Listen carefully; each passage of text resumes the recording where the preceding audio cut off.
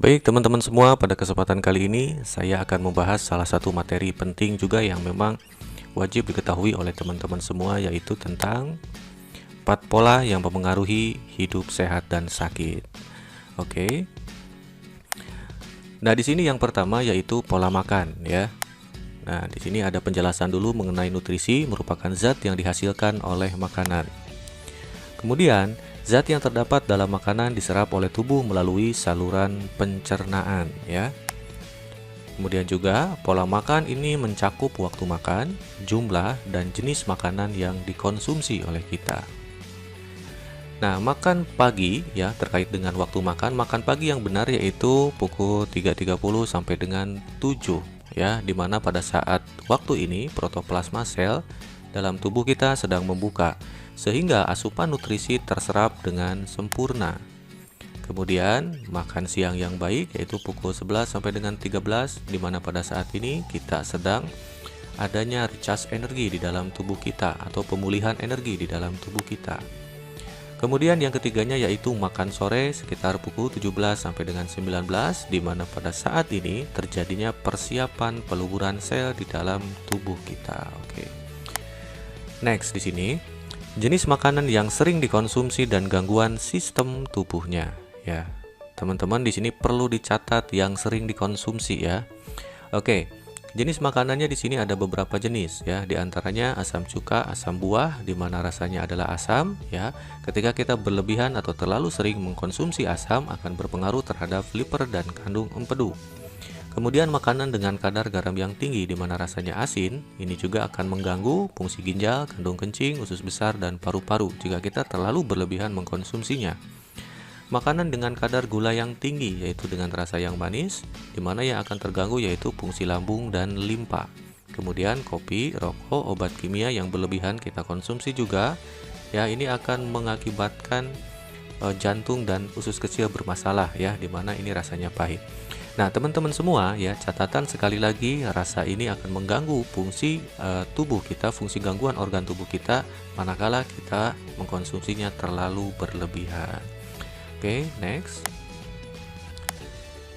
Nah, di sini teman-teman kaitannya dengan jumlah ya. Oke, jumlah makanan yang dikonsumsi harus sesuai dan seimbang, menyesuaikan dengan kerja sistem tubuh kita. Nah, di sini ada beberapa penjelasannya, di mana tiap hari bagaimana cara kita harus mengkonsumsi makanan dengan baik dan benar.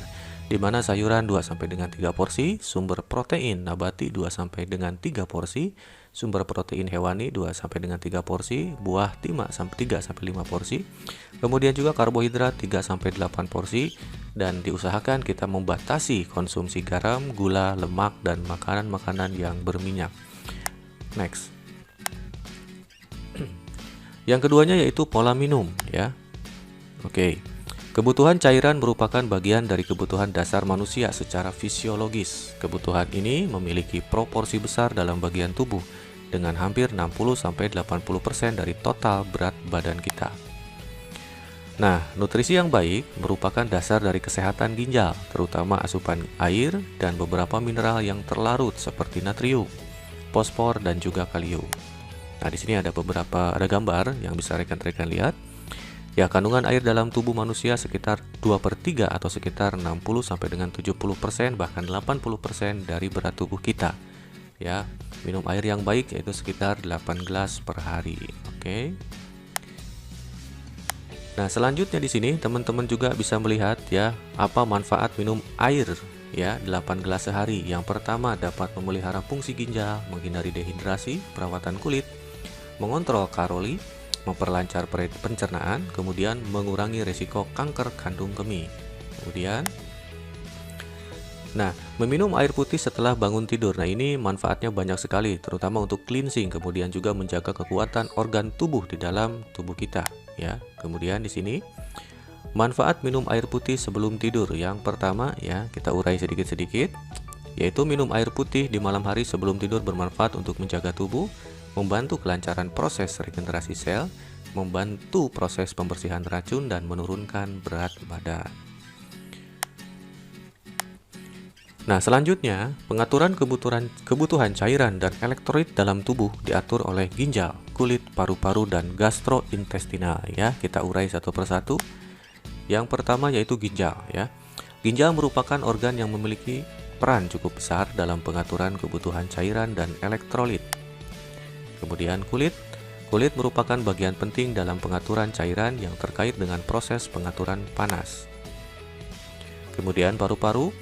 Nah, organ paru-paru berperan dalam pengeluaran cairan dengan menghasilkan insensible water loss sekitar 400 ml per hari. Nah, di sini gastrointestinal merupakan organ saluran pencernaan yang berperan dalam mengeluarkan cairan melalui proses penyerapan dan pengeluaran air. Dalam keadaan normal, cairan yang hilang dalam sistem ini sekitar 100 sampai dengan 200 ml per hari. Oke. Nah, selanjutnya di sini, kebutuhan cairan rata-rata orang dewasa berkisar 2 liter per hari atau sekitar 8 gelas per hari. Pada keadaan tertentu seperti aktivitas fisik, merokok, atau bahkan kondisi demam dalam tubuh kita, kebutuhan cairan akan meningkat. Nah, di sini kekurangan cairan akan mengakibatkan ketidakseimbangan cairan tubuh dan berujung pada gangguan fungsi organ. Oke. Nah, jenis air minum yang sesuai dengan sistem tubuh manusia adalah air putih dan juga air teh. Oke, next. Nah, yang selanjutnya di sini adalah pola tidur ya. Oke. Nah, fungsi tidur ya kita jelaskan di sini diantaranya yaitu, nah ini banyak sekali ya, yaitu memperbaiki keadaan fisiologis dan psikologis, melepaskan stres dan ketegangan, memulihkan keseimbangan alami di antara pusat-pusat neuron. Secara tradisional dipandang sebagai waktu untuk memperbaiki dan menyiapkan diri pada waktu periode bangun. Kemudian memperbaiki proses biologis dan memelihara fungsi jantung, berperan dalam belajar, memori, dan adaptasi. Kemudian mengembalikan konsentrasi dan aktivitas sehari-hari, menghasilkan hormon pertumbuhan untuk memperbaiki serta memperbaharui epitel dan sel otak. Kemudian menghemat dan menyediakan energi bagi tubuh kita. Nah, selanjutnya di sini rata-rata kebutuhan tidur orang dewasa adalah sekitar 4 jam. Ya, gangguan pada pola tidur akan mengakibatkan terhambatnya regenerasi sel dan kerusakan organ terutama liver dan kandung empedu. Nah, teman-teman bisa dilihat di sini waktu tidur yang tepat adalah sekitar pukul 23 sampai dengan 3 pagi ya. Jadi diusahakan pada pukul 23 ini sampai dengan pukul 3 pagi ini kita dalam kondisi istirahat atau tidur. Nah, manfaat tidur secukupnya bagi kesehatan ya. Yang pertama, memperkuat sistem kekebalan tubuh, menjaga berat badan, mengurangi resiko cedera, meningkatkan kinerja otak dan juga tubuh lebih sehat. Nah, selanjutnya di sini waktu tidur yang cukup menurut kelompok umur ya, teman-teman bisa lihat ya. 0 sampai dengan 2 bulan di sini sekitar 12 sampai 18 jam, 3 bulan sampai dengan 3 tahun yaitu sekitar 12 sampai 14 jam, 3 sampai 5 tahun sekitar 11 sampai dengan 13 jam, 5 sampai 10 tahun sekitar 10 sampai dengan 11 jam, 10 sampai dengan 17 tahun sekitar 8,5 sampai 9,25 jam, ya di atas 17 tahun sekitar 7,5 jam. Oke, nah ini ancaman akibat kurang tidur ya teman-teman. Di antaranya hilang konsentrasi saat belajar, memperburuk kondisi kesehatan tubuh, munculnya obesitas, stres yang meningkat, kulit terlihat lebih tua bahkan kusam, kemudian juga hilang fokus saat berkendara dan sering lupa ya atau hilang fokus. Nah, next di sini selanjutnya yaitu pola pikir ya. Nah, otak merupakan organ pengatur seluruh aktivitas organ dan sistem tubuh manusia. Stres akan mengakibatkan terganggunya koordinasi antara organ dalam tubuh. Stres psikologis dapat mengakibatkan psikosomatis, ya. Organ yang terganggu terutama jantung, liver, otak kecil dan limpa, ya. Apabila pola pikir kita terganggu.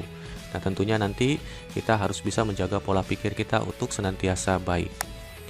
Kemudian, gangguan pola pikir menandakan adanya ketidaksesuaian antara pengharapan dan pencapaian dalam hidup. Jadi tidak adanya kesesuaian antara harapan yang kita inginkan dan juga pencapaian. Nah, biasanya nanti akan menimbulkan stres di dalam kehidupan kita. Selanjutnya di sini akibat pola pikir yang kurang baik apa saja yang akan terjadi?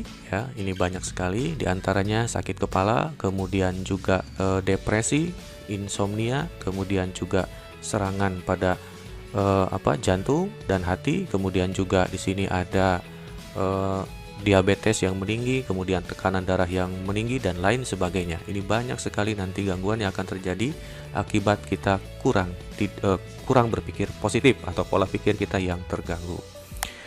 Oke, selanjutnya di sini adalah 12 langkah pengendalian stres. Yang pertama, diusahakan kita harus bisa merancang masa depan dengan lebih baik ya. Usahakan kita memiliki target tertentu dengan rencana-rencana yang tersusun dengan baik. Kemudian yang kedua, menghindari membuat beberapa perubahan besar dalam saat bersamaan. Apabila kita memiliki suatu kegiatan atau proyek yang besar, usahakan kita selesaikan dulu satu persatu. Kemudian yang ketiga, menerima diri sendiri sebagaimana adanya. Artinya di sini konsep ikhlas kita gunakan. Kemudian juga menerima lingkungan sebagaimana adanya. Kita harus bersyukur dengan kondisi keluarga kita, lingkungan kita, karena pada dasarnya dengan konsep bersyukur dan ikhlas akan membantu kita dalam mengendalikan stres. Kemudian yang kelima yaitu berbuat sesuai dengan kemampuan dan minat. Apapun yang kita lakukan, jadikan itu sebagai hobi, jadikan itu sebagai kesenangan ya.